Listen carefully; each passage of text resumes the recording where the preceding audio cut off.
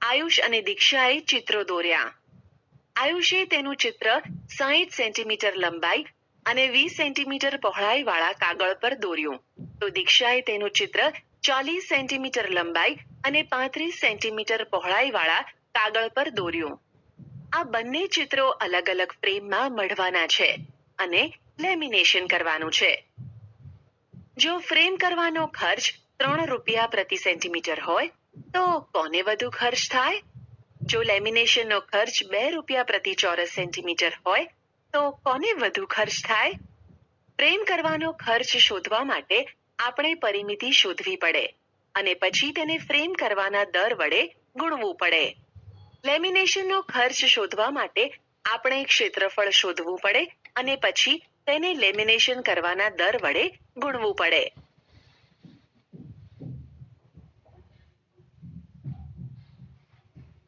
નીચેના પ્રશ્નોના જવાબ શોધવા માટે તમારે શું શોધવું પડે?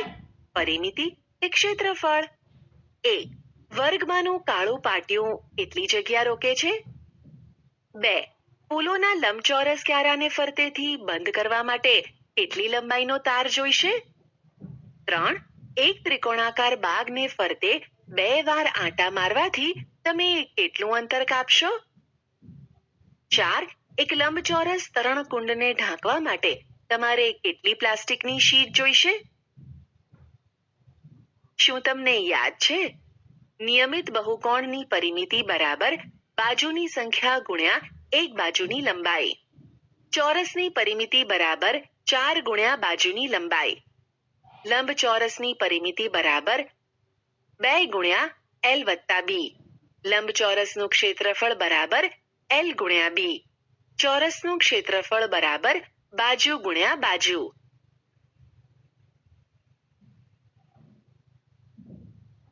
તાનિયાને તેનું કોલાજ પૂરું કરવા માટે 4 સેન્ટીમીટર બાજુવાળો ચોરસ જોઈતો હતો. તેની પાસે 28 સેન્ટીમીટર લંબાઈ અને 21 સેન્ટીમીટર પહોળાઈનો લંબચોરસ કાગળ હતો. તેણે તેમાંથી 4 સેન્ટીમીટર બાજુવાળો ચોરસ કાપી લીધો. તેની મિત્રએ બાકીનો કાગળ જોઈને તાનિયાને પૂછ્યું, હવે આ કાગળની પરિમિતિ વધી કે ઘટી? બાજુ એડીની કુલ લંબાઈ ચોરસ કાપ્યા પછી વધી? ક્ષેત્રફળ વધ્યું કે ઘટ્યું? તાનિયા સામેની બાજુમાંથી બીજો એક ચોરસ કાપે છે. બાકીના કાગળની પરિમિતિ હજુ વધારે વધશે? ક્ષેત્રફળ હજુ વધશે કે ઘટશે? તો આ પરથી આપણે શું અનુમાન કરી શકીએ? અહીં સ્પષ્ટ છે કે પરિમિતિમાં વધારો થવાથી ક્ષેત્રફળમાં વધારો થવો જરૂરી નથી.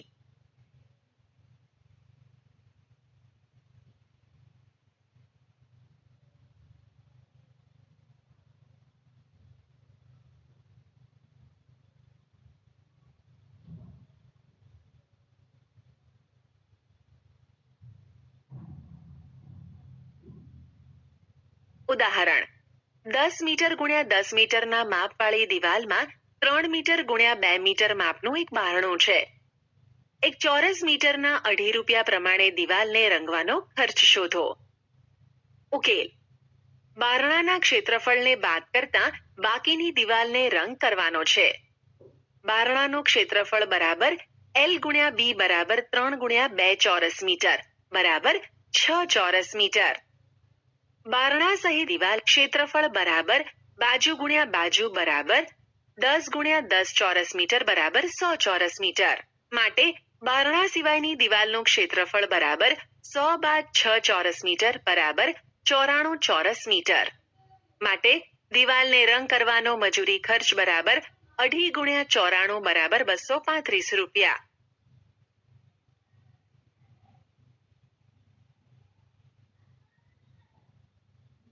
ઉદાહરણ: એક લંબચોરસ કાગળનું ક્ષેત્રફળ 500 ચોરસ સેન્ટીમીટર છે.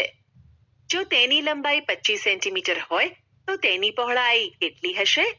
તે કાગળની પરિમિતિ પણ શોધો. ઉકેલ: લંબચોરસ કાગળનું ક્ષેત્રફળ બરાબર 500 ચોરસ સેન્ટીમીટર. લંબાઈ L બરાબર 25 સેન્ટીમીટર.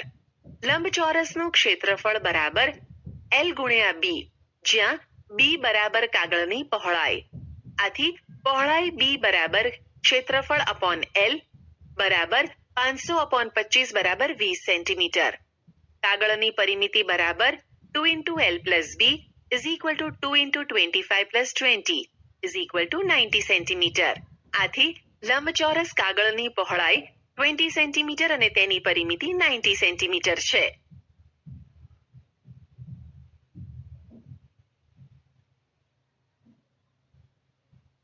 ઉદાહરણ: અનુ તેના ઘરની સામેના બાગની ફરતે વાડ કરવા માંગે છે.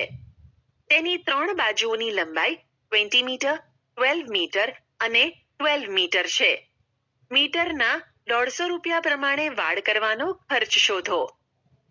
ઉકેલ: વાડની લંબાઈ બાગની પરિમિતિ એક બાજુ સિવાયની જેટલી થાય, જે 20 મીટર + 12 મીટર + 12 મીટર = 44 મીટર છે. વાડ કરવાનો ખર્ચ બરાબર 44 × 150 રૂપિયા = 6600 રૂપિયા.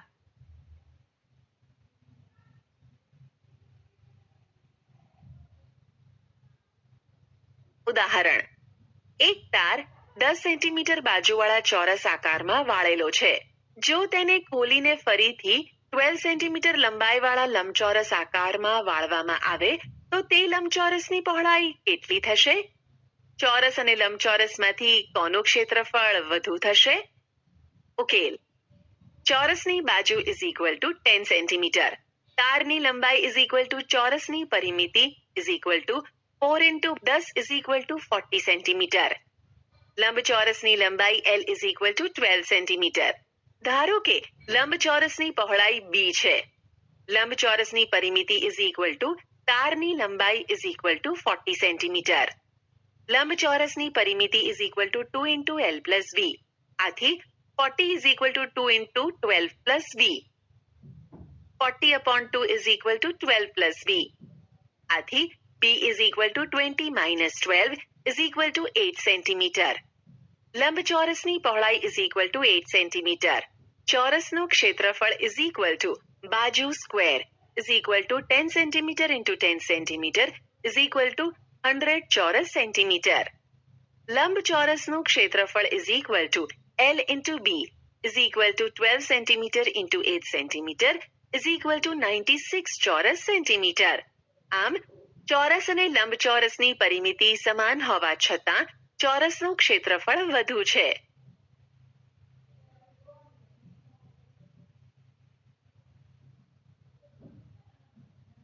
ઉદાહરણ: એક ચોરસ અને એક લંબચોરસના ક્ષેત્રફળ સમાન છે.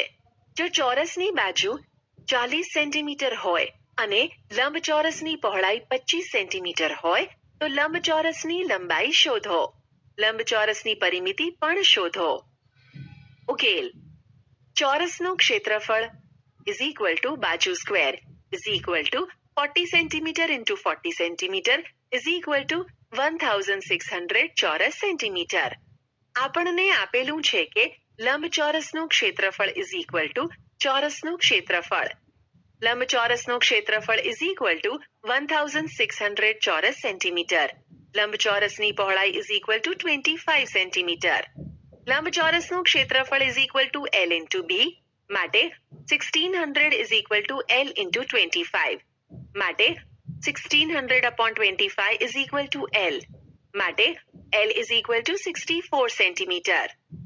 આથી લંબચોરસની લંબાઈ 64 સેન્ટીમીટર છે. લંબચોરસની પરિમિતિ = 2 × L + B = 2 × 64 + 25 centimetre = 2 × 89 centimetre = 178 centimetre. આમ લંબચોરસનું ક્ષેત્રફળ ચોરસના ક્ષેત્રફળ જેટલું જ છે. તેમ છતાં લંબચોરસની પરિમિતિ 178 સેન્ટીમીટર છે.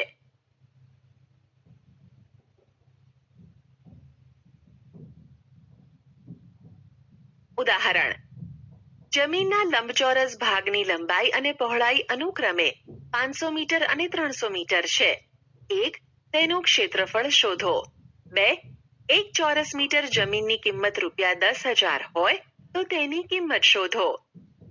ઉકેલ: લંબચોરસ ભાગનું ક્ષેત્રફળ ઇઝ ઇક્વલ ટુ લંબાઈ ઇન્ટુ પહોળાઈ is equal two 500 into 300 is equal two 1,50,000 ચોરસ metre.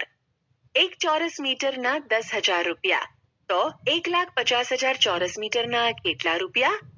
1,50,000 into 10,000 is equal to 150,000,000,000 રૂપિયા.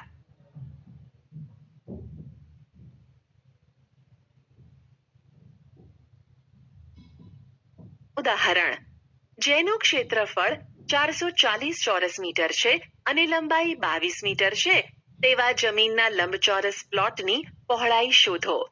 તેની પરિમિતિ પણ શોધો.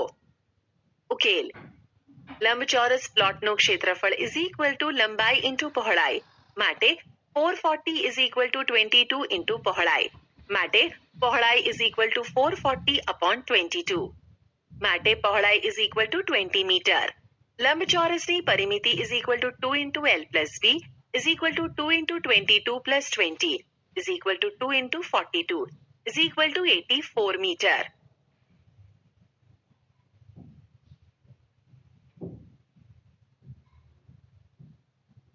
ઉદાહરણ એક ચોરસ બાગ અને એક લંબચોરસ બાગના ક્ષેત્રફળ સરખા છે. જો ચોરસ બાગની બાજુનું માપ 60 મીટર હોય અને લંબચોરસ બાગની લંબાઈ 90 મીટર હોય તો લંબચોરસ બાગની પહોળાઈ શોધો.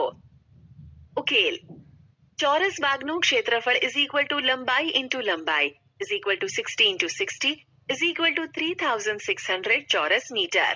લંબચોરસનું ક્ષેત્રફળ ઇઝ ઇક્વલ ટુ ચોરસનું ક્ષેત્રફળ માટે લંબાઈ ઇન્ટુ પહોળાઈ ઇઝ ઇક્વલ ટુ 3,600 માટે 90 ઇન્ટુ પહોળાઈ ઇઝ ઇક્વલ ટુ 3,600 માટે પહોળાઈ is equal to 3,600 upon 90 is equal to 40 metre. આમ લંબચોરસ બાગની પહોળાઈ 40 મીટર છે.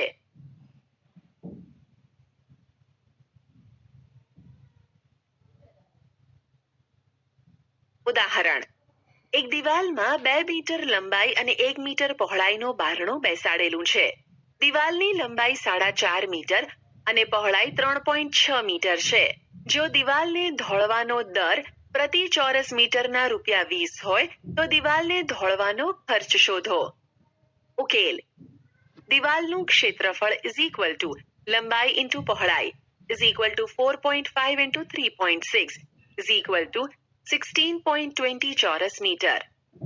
બારણાનું ક્ષેત્રફળ ઇઝ ઇક્વલ ટુ લંબાઈ ઇન્ટુ પહોળાઈ is equal to 2 into 1 is equal to 2 ચોરસ મીટર.